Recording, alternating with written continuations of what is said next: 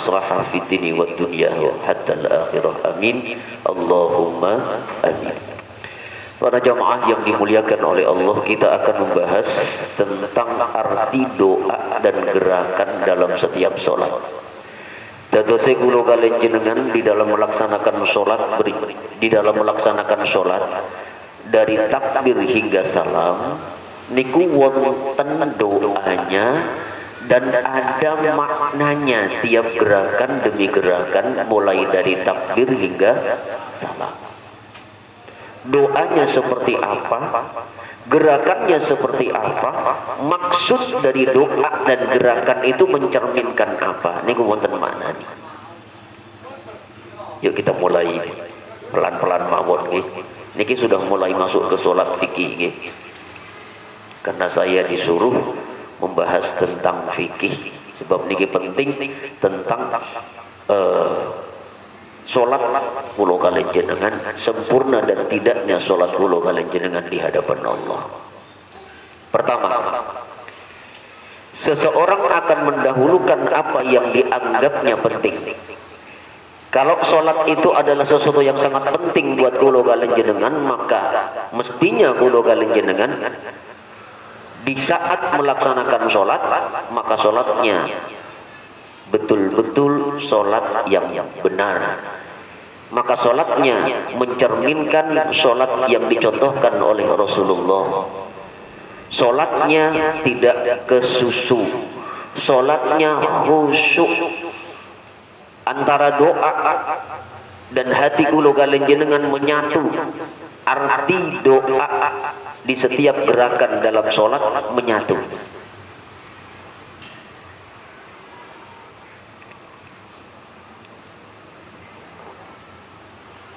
Nah, apa sih pentingnya sholat?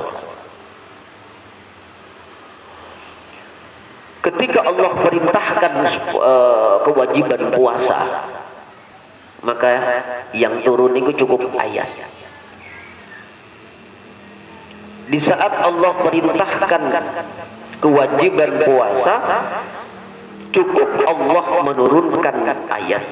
Quran surah Al-Baqarah 183.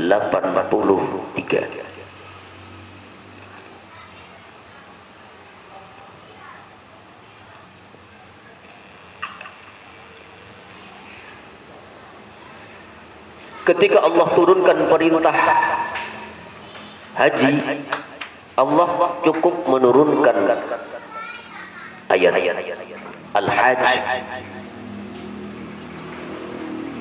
Al-Baqarah, dan beberapa ayat di dalam Al-Quran. Ketika Allah turunkan perintah zakat, Allah cukup menurunkan ayat. Tapi ketika Allah turunkan perintah sholat, maka apa yang terjadi?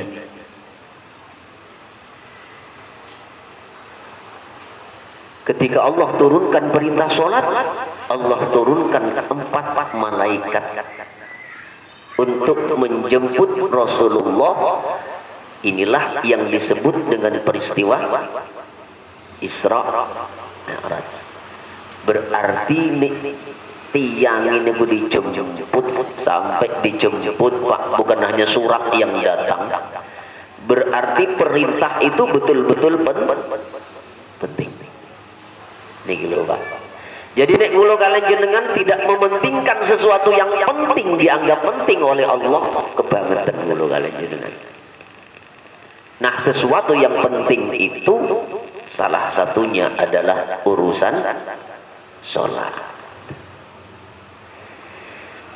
Jika kula kalian jenengan tidak puasa, kita masih Islam Pak. Jika kulo kalian jenengan tidak haji, kulo kalian jenengan masih Islam. Jika kulo kalian jenengan tidak zakat, kita masih Islam. Tapi ketika kulo kalian jenengan meninggalkan sholat,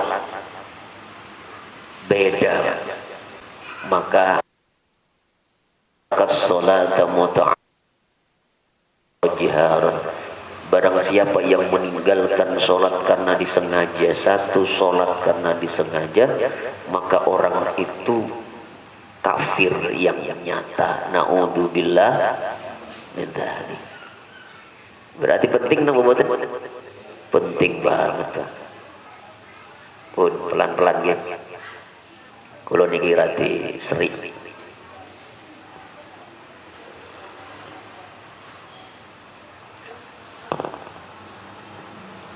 Kita lanjut.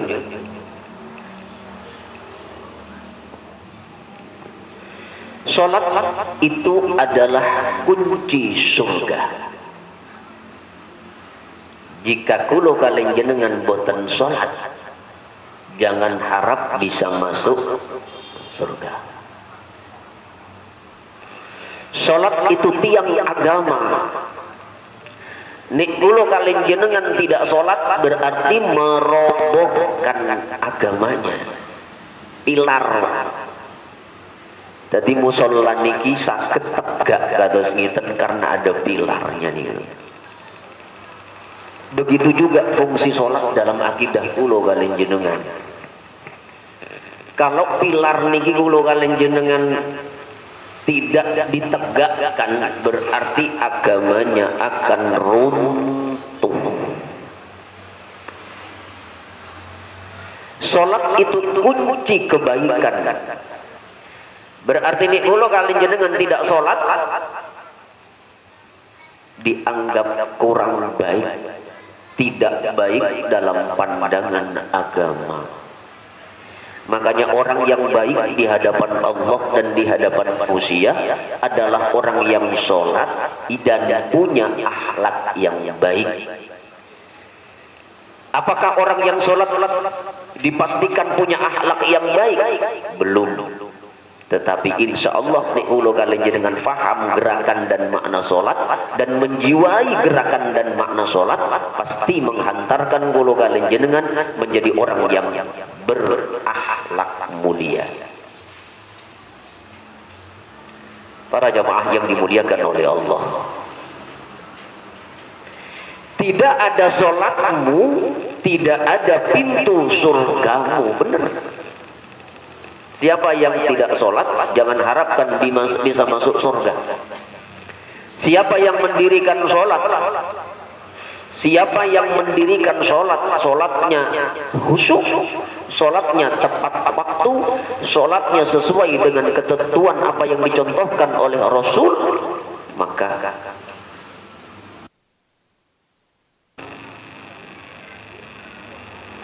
sudah melaksanakan sesuatu yang terbaik dalam hidupnya. Tidak ada sholatmu, tidak ada pintu surgamu. Jangan harapkan kulo kalian jenengan bisa masuk surga kalau kulo kalian jenengan meremehkan sholat, melalaikan sholat, meninggalkan sholat. Maka sholat adalah fundamental dalam sebuah agama. Sesuatu yang paling berharga dalam sebuah agama itu adalah sholat. Maka jangan sampai kulo kalian jenengan meninggalkan sholat. Ayo pelan-pelan dari takbir hingga salam kulo kalian jenengan belajar menerjemahkan, belajar memaknai, belajar menghayati berikut gerakan-gerakan dalam setiap sholat. Yuk pelan-pelan.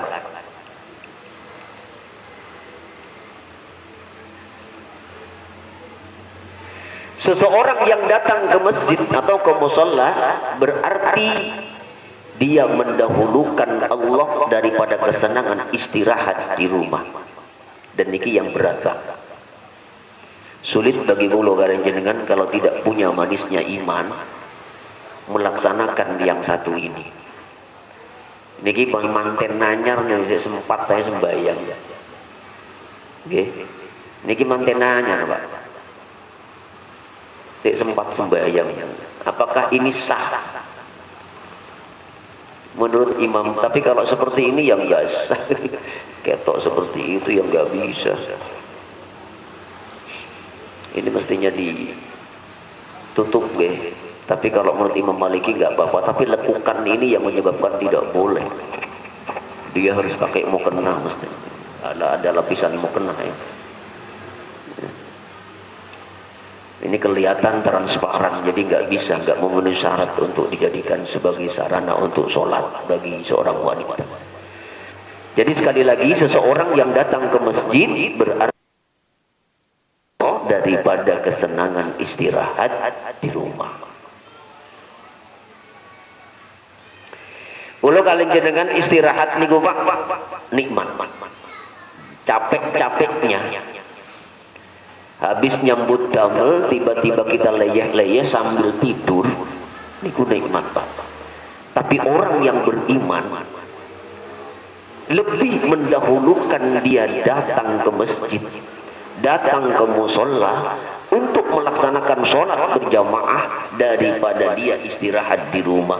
Jadi nikmatnya orang sholat nih Pak lebih nikmat daripada orang yang capek bekerja kemudian dia istirahat tidur di rumah dengan menggunakan AC yang dingin. Orang yang beriman akan lebih mendahulukan dia datang ke masjid, datang ke musola untuk memenuhi undangan Allah. Niki berat Pak. Tapi kalau kalian jenengan bisa mempelajari sedikit demi sedikit, insya Allah yang berat ini lama kelamaan menjadi enteng. Tapi kalau tidak belajar Pak, boten sakit tiang niku, boten niat sekalipun di depan rumahnya niku pintu masjid boten sakit. Dekat terasa jauh, ringan terasa berat. Kenapa? Karena hati Pak. Maka dari itu mudah-mudahan Allah takdirkan kula kalian jenengan menjadi orang yang ringan langkah kakinya ketika diajak untuk melaksanakan sholat. Hayya 'alas sholat, hayya 'alal falah. Ayo menuju sholat, ayo menuju kemenangan. Di setiap adzan yang berkumandang, Allah selalu memberikan sebuah kebahagiaan bagi kula kalian jenengan yang akan melaksanakan ibadah sholat 5 waktu tepat waktu. Allah selalu menghibur kita, memberikan motivasi kepada kita dengan ayo menuju sholat, ayo menuju kemenangan. Siapa yang mau menang ke sini kata Allah. Cuman kula kalian jenengan kalau menangkap bahasa itu dengan bahasa iman pasti akan menemukan kesejukan dan akan datang. Tapi kalau hati kita menangkap dengan bahasa bukan iman, maka yang ada adalah berat dan berat. Pelan-pelan. Niki mulai awal nih, mulai takbir nih nanti. Lihat. Ayyul amali ahabbu ilallah. Qala as-salatu ala waqtiha. Qala summa ayyu? Qala summa birrul walidain. Qala summa sabilillah. Amal apakah yang paling Allah cintai? Seorang sahabat yang bertanya. Kalau tidak salah ini Anas bin Malik yang bertanya pada Rasulullah. Amal apa yang paling dicintai oleh Allah? Niki lho Pak. Rasul ternyata bersabda, as-salatu ala waqtiha, salat tepat pada waktunya. Kemudian yang kedua, amal yang paling dicintai oleh Allah itu apa? Summa ayyu? Qala summa birrul walidain, berbakti pada orang tua. Qala summa ayyu? Kemudian apa lagi ya Rasulullah? Al-jihad fi sabilillah. Ternyata melaksanakan salat tepat waktu itu lebih utama, lebih bermartabat daripada birrul walidain, daripada bakti pada orang tua. Sholat tepat pada waktunya lebih baik daripada jihad fi sabilillah. Menurut hadis niki berarti kula kalian jenengan sing sholat tepat waktu niku wau niku lebih utama. Coba niki lho, makanya kula kalian jenengan kalau dipanggil Allah langsung mawon. Tanpa pikir panjang langsung jalan, Pak. Sebab nanti ngapunten nggih, amal-amal itulah yang akan ditampakkan kepada kula kalian jenengan ketika kula kalian jenengan dalam kondisi apapun nanti, sesibuk apapun nanti, kula kalian jenengan datang untuk melaksanakan sholat tepat waktu di masjid, maka amal itu yang akan ditampakkan oleh Allah. Luar biasanya sholat berjamaah tepat waktu itu lebih afdol daripada berbakti pada orang tua, bahkan lebih afdol daripada jihad fisabilillah. Masya Allah. Mudah-mudahan ini jadi motivasi kula kalian jenengan untuk lebih istiqomah sholat tepat waktu. Para jamaah yang dimuliakan oleh Allah. Karena sholat tepat waktu menunjukkan siapa yang mementingkan Allah di atas segala-galanya. Niki masih berisi motivasi, Pak. Sebelum kita bahas takbir nih, nanti sampai takbir, ruku, i'tidal, sujud, duduk di antara dua sujud, maknanya, artinya, doanya, pemahamannya. Okay. Sholat tepat waktu menunjukkan siapa yang mementingkan Allah di atas segala-galanya. Oleh karena itu berhati-hatilah bagi yang sering menunda-nunda sholat, karena sholat adalah gerbang pertolongan. Maka sebaiknya sholat tidak perlu ditunda. Usahakan selalu tepat, kecuali kulo kalian jenengan sakit. Boleh Pak nih sakit dijama, dikumpulkan. Para jamaah yang dimuliakan oleh Allah.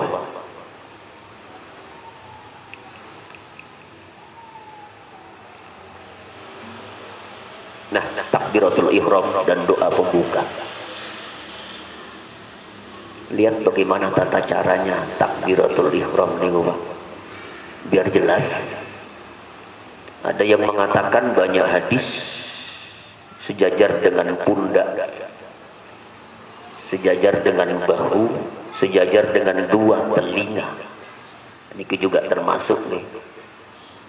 Takbiratul ihram dan doa pembuka.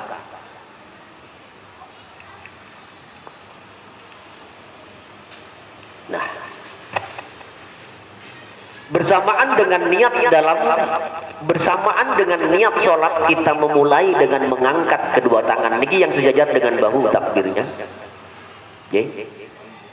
Yang sejajar dengan bahu, kalau tadi yang sejajar dengan daun telinga. Bersamaan dengan niat sholat kita memulai dengan mengangkat kedua tangan untuk mengucapkan Allahu Akbar. Menghadapkan kedua telapak tangan ke arah Ka'bah dan melupakan urusan dunia. Niki takbir lho, Pak. Nek kula kalian jenengan takbir sih eling urusan dunia. Kacau salate. Dan niki ayo kula kalian jenengan, makanya dikatakan takbiratul ihram, sebab kula kalian jenengan haram mengingat yang lain selain Allah.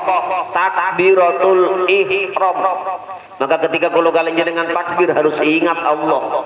Bahkan Imam An-Nawawi mengatakan orang yang ingat Allah minimal di saat kula kalian jenengan takbiratul ihram ingat Allah, itu dikatakan khusyuk oleh Imam An-Nawawi, walaupun setelah takbiratul ihram pikirannya kemana-mana. Menurut Imam An-Nawawi, orang awam itu tergolong khusyuk minimal takbiratul ihram.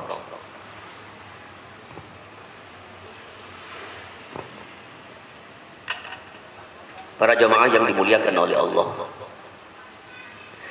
Jadi di saat kula kalian jenengan takbiratul ihram,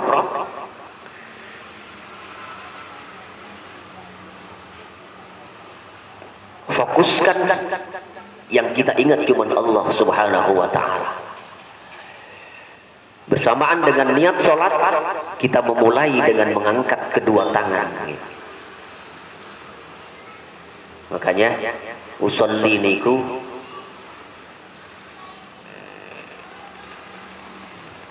ketika takbir Panjenengan makanya selalu saya katakan kalau bisa usollinya itu bersamaan dengan usollinya imam. Tapi takbirnya harus setelah imam. Sebab kalau panjenengan nunggu saya usolli jenengan ikut usolli. Saya usolli jenengan boten usolli. Saya takbir jenengan nembe usolli, rati telat. Karena takbir yang luar biasa, takbir yang betul-betul sesuai dengan syariat itu adalah ketika imam takbir selesai baru makmum takbir Allahu Akbar langsung bersamaan. Jangan ditunggu. Niku setiap detik niku beda derajatnya. Itu yang disebut takbir bersama imam. Maka usahakan usollinya sudah siap sedia. Usolli fardhal isya'i 4 raka'atin mustaqbilal kiblati ma'muman billahi ta'ala. Pun jangan siap takbir sudah. Yang penting usollinya sudah diucapkan dan itu memang afdol menurut Imam Syafi'i. Jangan sudah yakin dan mantap dalam hati. Tinggal takbir, nunggu takbir selesainya takbir imam. Mengucapkan Allahu Akbar menghadapkan kedua telapak tangan ke arah Ka'bah. Telapak tangan niki nggih. Gitu. Allah. Kalau tadi sami mawon, cuman sejajar dengan kalau ini pundak. Pun sami mawon jenengan sing milih sing pundi. Dua-duanya benar. Tapi yang saya pakai sering saya menggunakan sejajar dengan daun telinga. Nggih. Boleh sejajar dengan pundak, boleh. Nggih. Lupakan urusan dunia. Kemudian, yuk kita pelan-pelan. Adzan merupakan pendahuluan untuk mengalihkan perhatian manusia dari alam dunia ke alam lain. Jadi adzan itu sudah saatnya kula kalian jenengan alihkan perhatian kula kalian jenengan kalau ingin mendahulukan urusan sholat. Di saat adzan sudah mulai. Nih. Sudah diundang oleh Allah. Sudah saatnya kula kalian jenengan mengalihkan kepada urusan-urusan Allah, urusan dunianya ditinggal. Itu adzan. Sebab ketika adzan kula kalian jenengan masih berkecamuk dengan urusan-urusan dunia, masih sibuk dengan urusan-urusan dunia, sakit sholat jamaah napa boten? Boten sakit. Maka di sini dalam buku ini dijelaskan bahwa ketika adzan itu sudah masuk Pak di bensi kula kalian jenengan sudah masuk ke alam lain. Ya. Di mana alam itu adalah alam urusan kita dengan Allah Subhanahu wa taala, urusan Allah Subhanahu wa taala. Saat adzan dikumandangkan semua setan berlarian. Ya. Setan itu berlarian, Pak. Makanya tiang muadzin itu ada yang mengatakan muadzin itu lebih berharga daripada imam. Ya. Ada ulama yang mengatakan muadzin itu lebih mulia daripada imam.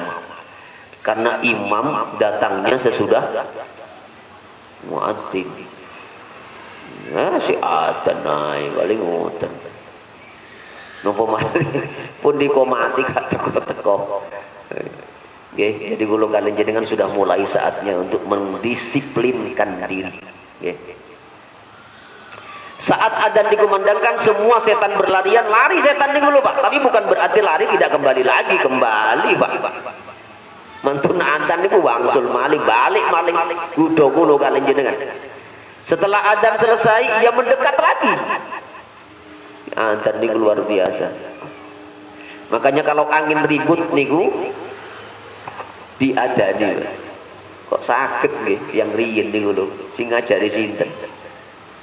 Begitu ada angin lesus niku diadani, nggih ngalih Pak. Kuasane Gusti Allah. Ada seseorang angkatan laut tetangga saya sekarang sudah almarhum. Dia angkatan laut purnawirawan. Dulu ketika naik kapal laut pernah berjumpa dengan tornado. Air itu sudah mulai berputar, tapi dengan adzan yang dikumandangkan sakit pindah wonten luar biasa. Jadi adzan itu jangan dianggap sepele. Ya. Adzan merupakan pendahuluan untuk mengalihkan perhatian manusia dari alam manusia, alam dunia menuju alam lain. Saat adzan dikumandangkan, semua setan berlarian. Setelah adzan selesai, ia mendekat kembali agar manusia lupa sholat. Saat iqamah menjauh lagi, dan saat selesai mendekat lagi. Coba kulo kali dengan kayak bal-balan dari iblis nih. Di adzane ngalih, mari adzan nyidek malih, di komate ngalih malih, mantun komat nyidek malih. Nggih ngoten niku iblis, Pak, tidak akan pernah kapok sebelum kulo kali dengan mengikuti keinginan iblis. Tujuannya apa? Untuk menyesatkan kita, agar kulo kali dengan tidak mendahulukan urusan-urusan Allah. Para jamaah yang dimuliakan oleh Allah.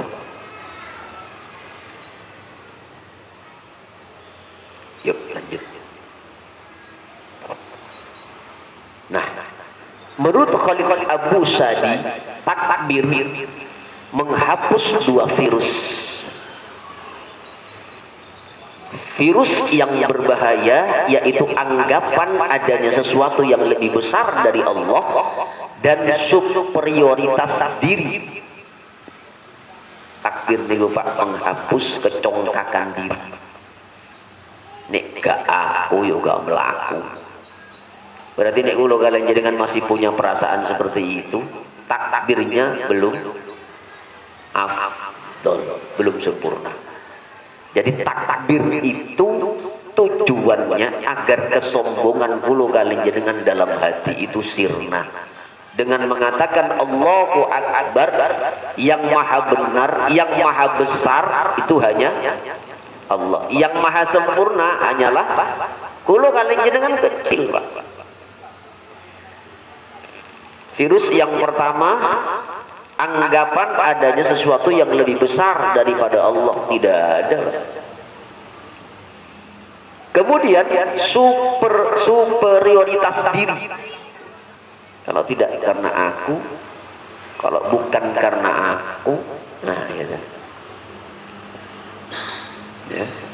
Mestinya kalau kalian jangan sadar semua karena izin Allah. Kemudian merasa lebih mulia, lebih suci, itu harus dibuang dengan takbir. Jadi ini takbir, maka penyakit-penyakit yang ada itu akan disirnakan oleh Allah. Kalau takbir kita betul-betul mantap, maka sasarannya seperti itu. Ini saya ambil dari terapi sholat khusyuk karya Profesor Dr. Ali Aziz. Saya ambil, Pak, saya campurkan dengan Safinatun Najah dan Takrib,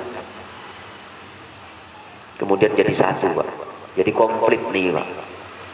Jadi biar kulo kalian jenengan ngerti maknani karepe pelan-pelan, ayo, nggak usah kesusu biar ngerti maknani. Tidak hanya sekedar ngerti rukun sholat pertama, yang kedua, tapi ngerti ulo kalian dengan artinya, doanya, maknanya. Itu yang saya bahas. Ya. Kemudian jika takbir tidak bisa menghapus ini, coba. Jika takbir tidak bisa menghapus ini, maka Anda dicap di sisinya sebagai pembohong. Karena kita sudah mengatakan kepada Allah bahwa yang maha besar itu hanya Allah. Tapi kalau ulo kalian jenengan masih merasa dirinya lebih besar, seolah-olah tidak ada kebesaran Allah, nah, ini yang dikatakan pembohong. Iso ngomong ning gak iso ngelakoni. Nah niki Pak sing bahaya. Boten apa boten enten ngeten niki? Boten enten. Sami-sami belajar. Nggih, kula kalian jenengan dereng tutuk nggone sian, Pak. Sami belajar. Nggih sombong niku wonten lah, tapi yang penting boten nemen nggih, boten napa-napa. Jadi kula kalian jenengan boten kada sifat sombong nggih, malaikat berarti. Wong kula kalian jenengan manusa kok. Menu-menu wong mongso, menus-menus kakean dosa. Sifat sombong niku wonten pasti ada. Tapi ayo berusaha untuk dihilangkan. Jangan sampai mengakar dan mendarah daging sehingga pulau kali jenengan betul-betul dicap sombong. Pun pelan-pelan nggih. Ini sudah masuk ke inti. Lihat bagaimana mulai takbir, kita bahas dari takbir dari berbagai riwayat pula. Saya ambil semua. Oke. Ini sudah bukan berbicara masalah takrik malih nih, Pak. Hadis-hadisnya saya masukkan. Kedua tangan diangkat setinggi dada, hadis riwayat Abu Daud, atau di atas daun telinga, hadis riwayat Baihaqi, nggih. Dada, daun telinga sami mawon. Atau sejajar dengan daun telinga, atau sejajar dengan pundak. Pun jenengan pilih sing pundi. Ya. Telapak tangan dihadapkan ke arah kiblat. Pun, ayo. Yang merasa belum benar, pahami benar-benar nih. Telapak tangan dihadapkan ke arah kiblat. Nah, niki lho, Pak. Ngapunten niki penting napa mboten? Penting napa mboten? Niki Pak ndamel dangu niki. Telapak tangan dihadapkan ke kiblat sana, niki lho, Pak. Ke arah kiblat dengan jari-jari tangan tidak terlalu rapat dan tidak terlalu renggang. Makanya ini takbir gulu kali jenengan ojo rapet-rapet yo ojo renggang-renggang. Ngiten niki nek mboten baca hadis mboten enten, Pak. Kalau dalam fikih paling-paling juga telapak tangan dihadapkan ke arah kiblat. Jadi hadisnya dikeluarkan semuanya. Jadi jenengan sudah tinggal baca mboten mawon sudah paham pasti ini. Pelan-pelan. Makanya sebetulnya nek mboten ikut dari awal. Niku sudah mulai dari awal Pak nih. Awal nih. Iki awal. Ini sudah saya bahas 5 nih, 5 episode. 5 judul. Dereng mantun niki Pak. Kula yang Mbak Tasik. Dereng kober damel maneh. Niki edisi yang pertama. Yang ketiga, tangan kanan memegang pergelangan tangan kiri. Memegang nggih. Diletakkan di dada, riwayat Tirmidzi, atau dipusar, hadis riwayat Abu Daud, atau tangan dilepas ke bawah atau posisi tidak bersedekap. Makanya panjenengan datang Mekah bingung. Allahu Akbar ke bawah, Pak. Boten ngeten ke bawah. Lurus ke bawah tangani. Piye sih wong iki takbir kok ke bawah bingung Pak ning gak ngerti dasare. Padahal wonten dasare. Sing kathah niku tangan kanan memegang pergelangan tangan kiri diletakkan di dada atau di pusar. Nih saya di pusar Pak, jenengan di dada monggo. Jadi ada yang itu, aduh, di dada, di pusar ngeten lah, tidak kelihatan indah ngeten anggun Pak kalau di dada, proporsional, oke. Kemudian pun mantun.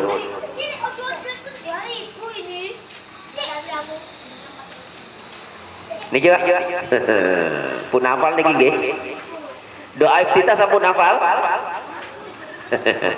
Tapi sing paling penting saat niki terjemahnya. Monggo terjemah niki dihafalaken. Kulo kalian jenengan hafal Allahu Akbar kabira walhamdulillahi katsira, hafal sampai wa ana minal muslimin, tapi nek boten paham maknane Pak, hati niki getaran niki irang Pak. Allahu Akbar, Allah Maha Besar, kabira, Maha sempurna kebesarannya, wa subhanallahi bukratan wa asila, dan segala puji bagi Allah sepanjang pagi dan sore, bukratan wa asila. Inni wajjahtu, kuhadapkan wajahku, wajhiya kepada zat lilladzi fataras samawati wal ardh, yang menciptakan langit dan bumi, hanifan, dengan penuh kepasrahan. Dan gini sakit dihafalaken niki.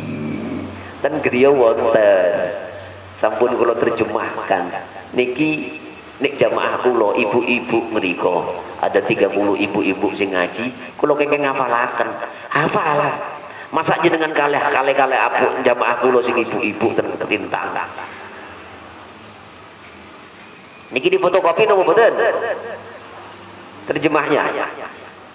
Nggih. Berarti minggu ngajeng mawon nggih. Nggih. Niki paling penting niki, Pak. Jadi kula kalian jenengan kalau memahami makna niki, Pak, ya Allah, nikmat sembahyang niku, Pak. Inni wajjahtu wajhiya lil-samawati wal ardi hanifan musliman wa ma ana minal musyrikin. Inna salati wa nusuki wa mahyaya wa mamati lillahi rabbil alamin la syarika lahu wa bidzalika umirtu wa ana minal muslimin. Tidak ada sekutu baginya, dan dengan demikianlah aku diperintahkan untuk tidak menyekutukan baginya, dan aku termasuk dari golongan orang-orang muslim, golongan orang-orang yang berserah diri. Niki lho. Niki doa iftitah. Para jamaah yang dimuliakan oleh Allah, pun pelan-pelan. Nah niki doa iftitah kedua. Niki sing didamel kalian yang Muhammadiyah niki iftitah niki. Panjenengan boleh hafal, boleh tidak hafal. Hafal ini, Pak. Sebab saya nggak pakai ini. Cuman harus saya jelaskan bahwa doa iftitah dua niki sohe, Pak. Sami mawon. Anjenengan Allahumma ba'id baini wa baina khataayaya kama ba'adta bainal masyriqi wal maghrib. Allahumma naqqini min khataayaya minal khataayaya kama yunqqa ath-thawbul abyadu minad danasi. Allahumma ghsil khataayaya bil ma'i wath thalji wal baradi. Hadis riwayat Bukhari Muslim. Sami mawon. Sing pundi sing bener. Nah, kalau saya sih Allahu akbar kabira. Kalau kita alit dan Allahu akbar kabira. Tapi kalau kalian jenengan harus tahu bahwa ketika ada saudara kita yang pakai niki, ya jangan disalahkan. Sami mau. Paham ya? Ya Allah, jauhkanlah aku dari dosa seperti Engkau jauhkan antara timur dan barat. Ya Allah, bersihkan aku dari dosa-dosaku seperti dibersihkannya pakaian putih dari noda. Ya Allah, cucikanlah aku dari dosa-dosaku dengan air salju, dan air salju yang sejuk. Luar biasa, Pak. Kulo kalian jenengan nih paham niku. Nah, kalau ini udah coba. Hadis Ahmad, Muslim dan Tirmidzi sami mawon, sama-sama sahih. Sengaja saya ambil semua. PE wonten mustamiin sing Muhammadiyah ben gak ngalih ngoten.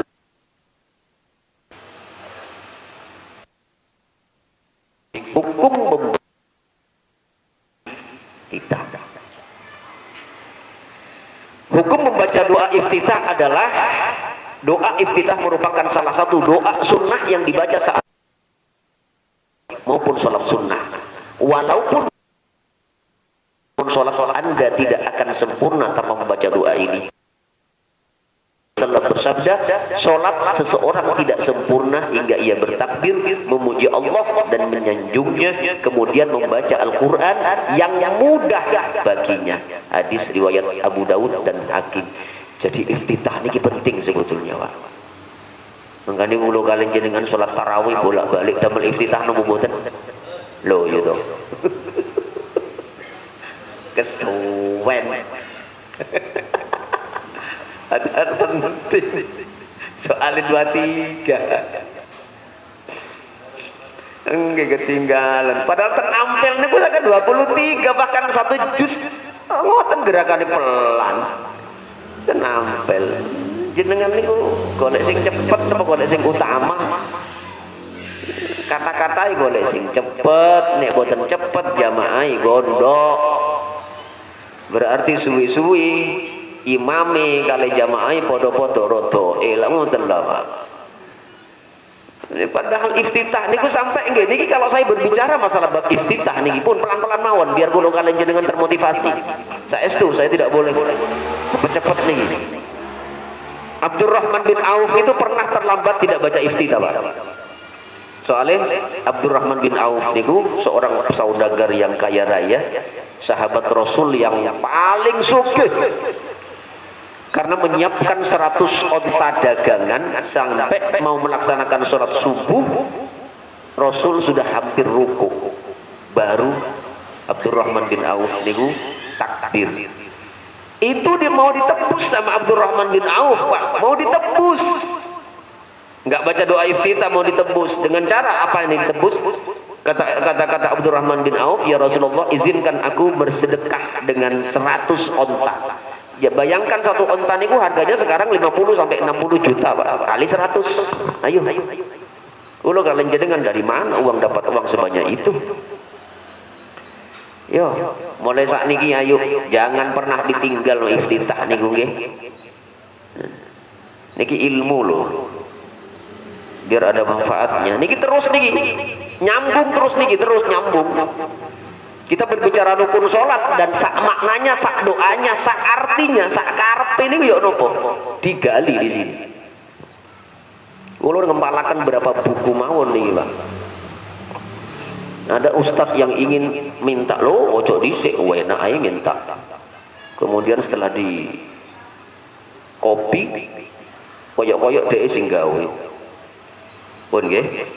Kemudian setelah ditebus dengan 100 onta, kata Rasulullah, kurang Abdurrahman, kurang kalau 100 onta. Baik, saya akan sedekahkan dengan muatannya wis agar aku dapat fadilah iftitah bersama Rasulullah. Kurang, kata Rasulullah, kurang. Baik, saya tambah dengan 4 budak. Kurang. Bingung. Salah Rasulullah terakhir mengatakan, Abdurrahman, seandainya dunia dan isinya milik kamu sedekahkan di jalan Allah tidak sebanding dengan orang takbir bersama imam dan membaca doa iftitah bersama imam. Kulo kalian jenengan bolak-balik ninggal no doa iftitah. Allahu akbar, bismillahirrahmanirrahim. Yes. Nek gak ngono ya disentaki karo makmumi, kadang-kadang turung amin wis di. Waladhdallin langsung, Pak.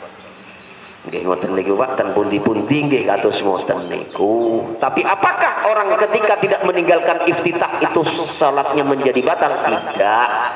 Iftitah itu hukumnya sunnah, tapi walaupun sunnah fadilahnya luar biasa. Pun mulai saat ini ayo jangan meninggalkan doa iftitah. Pun yang paling akhir, Pak. Niki pun tinggal sebentar lagi. Ada pula hadis sahih dari Abu Hurairah, biasanya Nabi Muhammad sallallahu alaihi wasallam setelah bertakbiratul ihram beliau diam sejenak sebelum baca ayat. Diam, Pak. Allahu akbar. Diam sejenak. Ya. Diam sejenak sebelum membaca ayat-ayat. Maka aku pun bertanya kepada beliau, wahai Rasulullah, kutebus engkau dengan ayah dan ibuku. Aku melihatmu berdiam antara takbir dan bacaan ayat. Apa yang engkau bacakan ketika itu? Nabi Muhammad SAW menyebutkan doa iftitah. Selain itu, dalam kitab Al-Azkar Imam An-Nawawi berkata bahwa doa itu hukumnya sunnah mustahabah, baik saat mengerjakan sholat wajib maupun dalam keadaan sholat sunnah. Jadi sunnahnya niku di saat melaksanakan sholat fardu maupun melaksanakan sholat kalau sholat sunnah mawon kulo kali jenengan bisa menggunakan iftitah, apalagi sholat wajib. Saat ini diwalik. Kalau sholat wajib mawon ditinggalkan iftitahnya apa maneh? Sholat sunnah lu tambah kenceng. Dari sini ulo kalian jenengan bisa mengukur bagaimana pentingnya orang itu membaca doa iftitah. Pun ada yang ingin ditanya? Oke, monggo Pak.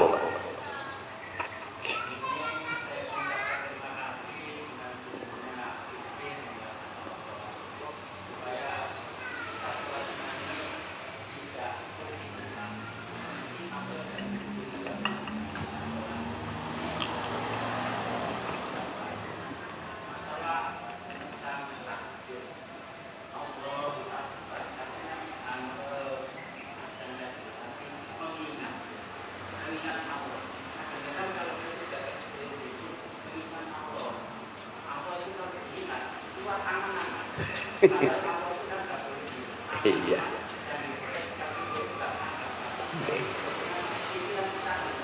Oke. Niki dalam niki pertanyaan ini Pak. Baik. Fadhkuruni adzkurkum washkuruli wala takfurun. Ingat Allah niku tidak harus dibayangkan bahwa Allah niku sami dengan manusia. Mengangan-angankan sesuatu koyok-koyok Gusti Allah niku benda. Artinya yang dimaksud mengingat Allah agar kulo kalian jenengan pikiran niku fokus bahwa inti sholat itu mengingat Allah. Sebab nek boten ngoten Pak, kulo kalian jenengan dialihkan malah nanti akan mengingat hal-hal di luar Allah, mengingat urusan-urusan dunia dan lain sebagainya. Jadi mengingat Allah itu yang penting pikiran kulo kalian jenengan fokus bahwa takbir itu fokus ingat kepada Allah. Ada ulama yang mengatakan ngeten Pak, bahwa di saat takbir itu yang diingat selain kita mengingat Allah, niat di dalam hati. Setelah kulo kalian jenengan niat misalkan sholat isya, usolli fardhul isya'i arba'a raka'atin mustaqbilal kiblati makmuman, hati ini lho Pak harus sambil mengingat Allah. Aku niat sholat isya 4 rakaat makmuman karena Allah, menghadap kiblat makmuman karena Allah. Ada yang mengatakan seperti itu. Ada juga yang mengatakan ulama cukup ingat kepada Allah, takbir Allah. Lalu bagaimana cara mengingat Allah? Dan itu bagaimana penjiwaan kulo kalian jenengan bisa menangkap bagaimana seolah-olah Allah itu dekat dengan kita, bahkan dekatnya lebih dekat dari ulat leher kita. Jadi yang penting pada saat kulo kalian jenengan betul-betul mengingat kepada Allah, tidak mengingat sesuatu selain Allah. Mengingat dunia, perasaan ada di pasar padahal tubuhnya ada di masjid. Fokusnya orang takbir. Jadi seperti itu Pak. Oke. Jadi jangan diasumsikan nanti Allah mengingat ini dibendakan, boten, tidak seperti itu. Yang penting hati kula kalian jenengan betul-betul ingat kepada Allah. Cukup itu.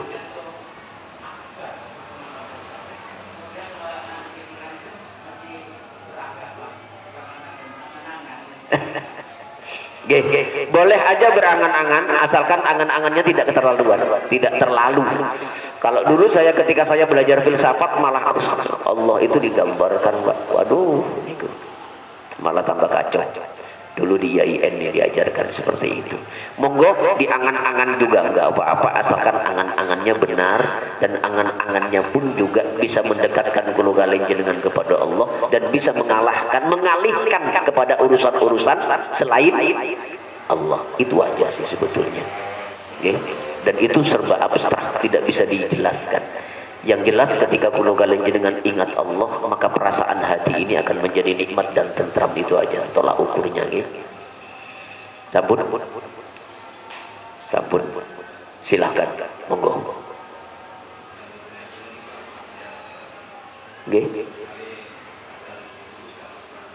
nggih.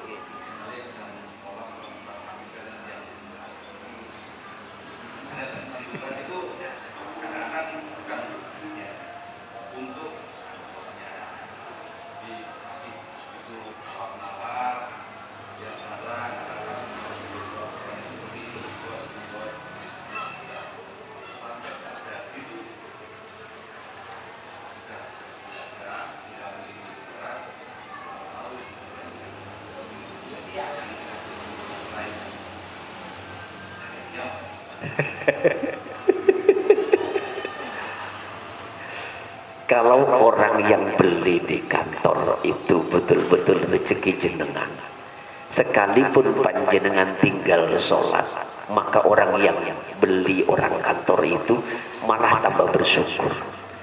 Berarti wong sing dodolan iki sholatnya luar biasa. Tapi hati kulo kalian jenengan ini seolah-olah tidak percaya, Pak. Itulah yang ditiupkan oleh iblis. Ini mbok tinggal bablas lho yo. Mbok tinggal iki tenanan iki rezeki iki. Wis salah ditundai sik salate.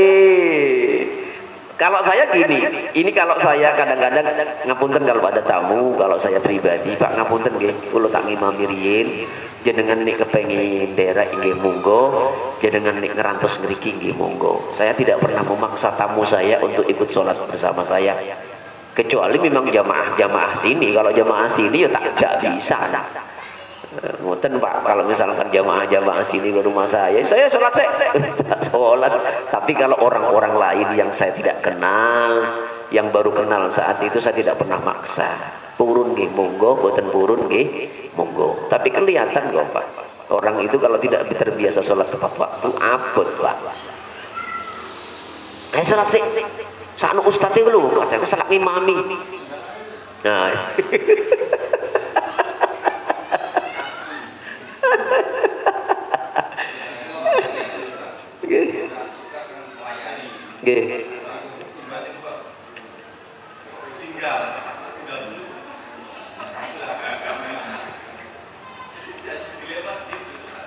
ngeten.